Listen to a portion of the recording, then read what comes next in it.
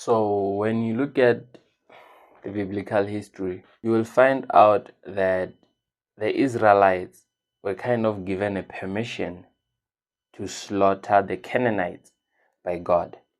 But now, one question that atheists love asking is that why would a God that is so loving permit other people to slaughter other people? Although I find it odd for somebody who does not believe that there's a God to question a God. But anyway, let's give them an answer.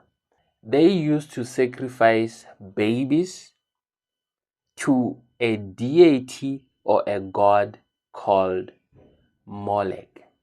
The same deities and the same gods still exist, but they are served differently. People are still sacrificing children to Molech in the form of abortion. Mind you, the devil will never make it known to you that you are serving him. So he needs you to do it, thinking that you are doing it for yourself, but you are doing it for him. So it's different practices, same demons. Which brings us to today's episode. So without wasting your time and my time, make sure that you hit subscribe, hit the bell for further notifications, and let's get on with it.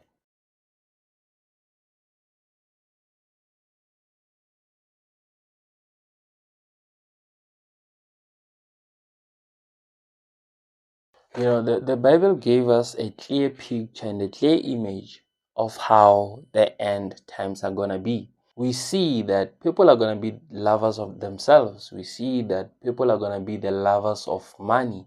People are going to be unforgiving. People are not going to be the lovers of good. People are going to be ungrateful. You know, these are the things that the Bible tells us that people are going to be. And that's what we see. Also, rumors of war, you know, Israel, Palestine, we see all those things. But today on this episode, for once, it's not about African spirituality. You all can breathe. But we're talking about something else, which is a little bit disturbing. On today's episode,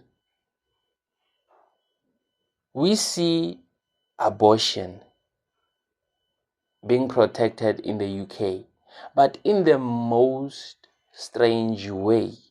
In the UK, the government woke up one day and they decided to smoke weed, and they got high, and they said that people should now be arrested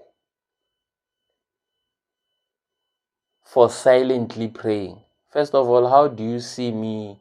How do you see that I'm praying if I'm praying silently?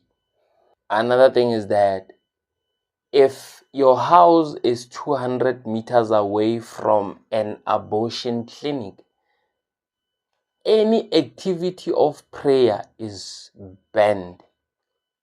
Crazy enough, if neighbors look at you through the windows and they see you praying, you can be prosecuted for that. Yeah, we are living in the end times, but I'm not there. I remember a novel written by George Orwell. He did write about the thought crime, right? If you know that novel by George Orwell, I think the name of the novel is 1984, where he writes about thought crime. And it's crazy because we're in the UK, thought crime is a real crime. You get prosecuted for praying silently in your thoughts if you are close to an abortion clinic. So this is why I said in the beginning that it's different practices but same gods. You cannot do anything Christian related around an abortion clinic. Even praying in your mind is a crime. So if we were to look at this in the spirit, if I'm praying in my mind, that's illegal, then it means that those prayers are doing something in the spirit. If praying in my head while nobody sees me, then in the spirit, those prayers must be doing something impactful. Those baby sacrifices might not be effective because life is spiritual. Whatever decision these people take, they might have sat down and talked about it, because we do know how our leaders deal, right? A lady by the name of Isabel von Bruce was arrested twice. The first time, I think it was praying out loud, and the second time was praying silently. She was arrested for praying silently next to an abortion clinic. For me to ask you some questions about today and other days where there are allegations that you've broken public spaces protection. If I've got a choice, then no. Okay, well then you're under arrest on suspicion of failing to comply with the Public Spaces Protection Order, which is under the Antisocial Behaviour Crime Policing Act 2014. Now, of course, you do not have to say anything. It may harm your defence if you do not mention when questioned something which you later on in court, anything you do say may be given. Police have arrested and charged a pro-life supporter for silently praying near an abortion facility. Officers detained Isabel Vaughan Bruce after she admitted praying in the privacy of her own mind within a council-imposed censorship zone around a clinic in Birmingham. But now, when you thought that this was it, you must be praying, because a few weeks ago, right? I think it's a week ago. Yeah, I think this story comes from a week ago in the UK. A man named Adam Smith Connor got convicted for praying silently in his mind about abortion. Hello, we've just received the verdict from the judge in the case of Adam Smith Connor. She has found Adam guilty for his silent prayers. This is a shocking verdict. Adam, what would you like to say on receiving this verdict? Well, I just want to thank everyone for the support over the last 2 years, since I was first accused of this thought crime on the 24th of November 2022. Psalm 22 verse 10 says, "When my father and mother forsake me, then the Lord will take care of me." I served our great nation for 20 years as an Army reservist. I continue to serve my local community as a physiotherapist and a church volunteer. I never imagined that the nation I love and has been so good to me in the past could turn on me for doing nothing more than offer up a prayer for my deceased son. This marks a dark and dangerous day for our nation, setting a legal precedent that thought crimes can occur in England. When George Orwell wrote 1984 in the year 1948, he meant it as a warning, not as a guidebook. It seems Orwell's predictive powers were off by 40 years, but apart from that, the notion that thought crime could become established in the British legal system was sadly accurate. 2 years ago, when this case started, a Christian friend of mine said that we are now at a time where Christians can be persecuted for prayer. But there would come a time when you could be persecuted and the knock at the door could happen in your own home. Well, if you live in Scotland, that time has now come. In Scotland, the buffer zones, you can be persecuted for discussing abortion in your garden if you are overheard by someone. If you think I'm being paranoid, this is only going to happen outside abortion clinics, think again. If the government can create thought crimes somewhere, it's only a matter of time before they create them anywhere.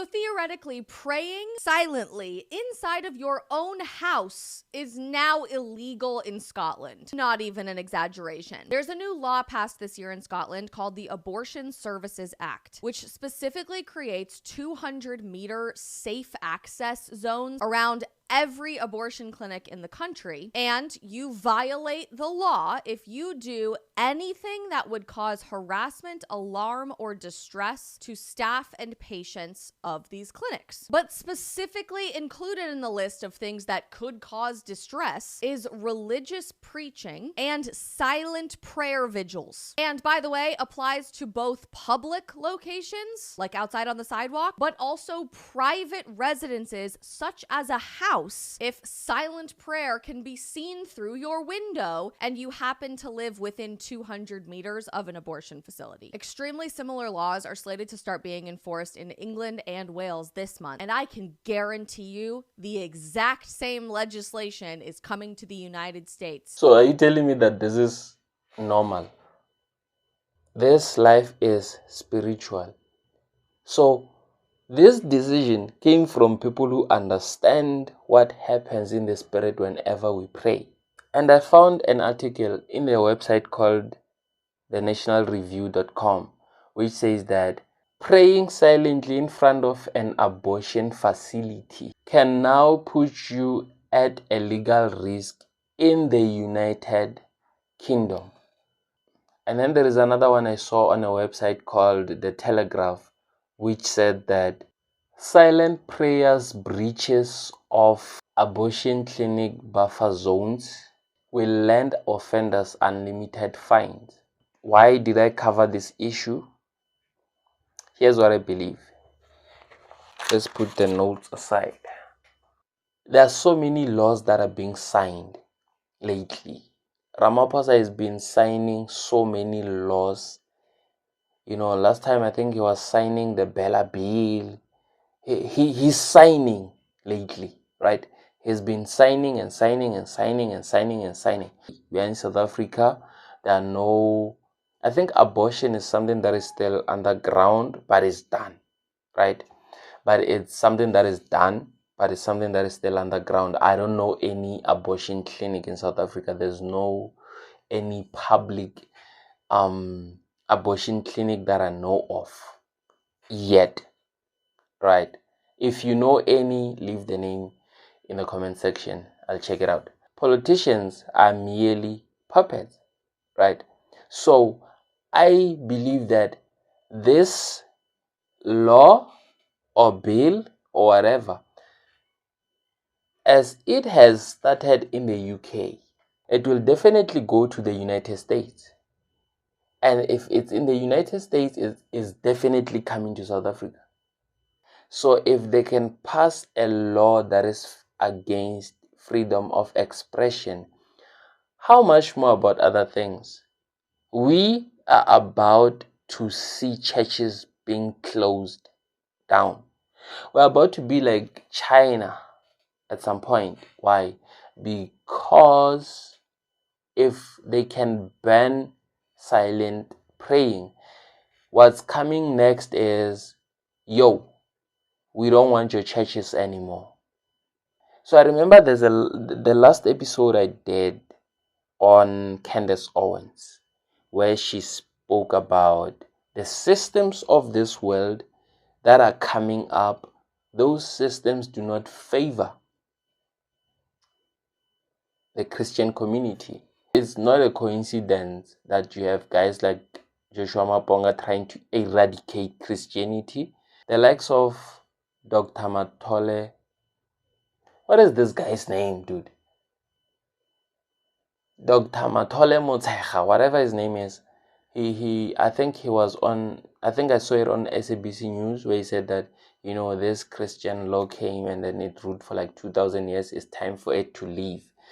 The simple truth is that the West was given 2,000 years to run the world. And for that 2,000 years, they used violence, wars, and so on. And also abused religion. for political purposes. Now, their 2,000 years has expired, and that expiry is actually marked by the war in the Middle East. So that for us means the death or demise of secular religions which they were imposed on the world. Now, those things are not just happening. There's a reason why these things are happening. After I hear whatever he said, it reminds me of this book, the first book I've read when I got into conspiracy theories, called The New World Order. There's a part where it says that I condemn Christianity. I rise against the Christian church. It says that. And then that book was written a long time ago. I think it was written in the 2000s. You check some of the statements that are inside that book, the philosophers that were quoted in that book, and then you check what is being said by the likes of Dr. Mathole Motshekga today, you will understand that this is something that is going to the direction that they want it to go. So we would say that it is true that we are heading towards the world that is anti-Christ. As I am concluding right now, what I would say to you is that it is no coincidence that you see people preaching what they preach, right? All these things about black people being gods, all these things about Africans being awakened and whatnot, we are walking away from Christ, all that nonsense, all these things about war, all these things, all these new bills and laws that are being signed and passed. Listen, it's not a coincidence. A few days ago, we saw this kid from Hamaskral who died because she went to Groove, left with an unknown man. And we see more of these kids running after these men. It's because there's a system that is being pushed, right? There's a system that is being pushed, and this system is leading us towards the end. On today's episode, I just wanted to show you that at some point we are heading towards the end times, right? We are heading towards the end times. Weird things are happening in the world right now, and we need to open our eyes. We've seen it all, right? We've seen false prophets. We see wars. We see what young kids are doing. We see what they're doing. We see what politicians are doing. We see all these things that are occurring. You do not need to be spiritual to know that we are living in the end times. And yeah, that's all for today. From me to you, God bless.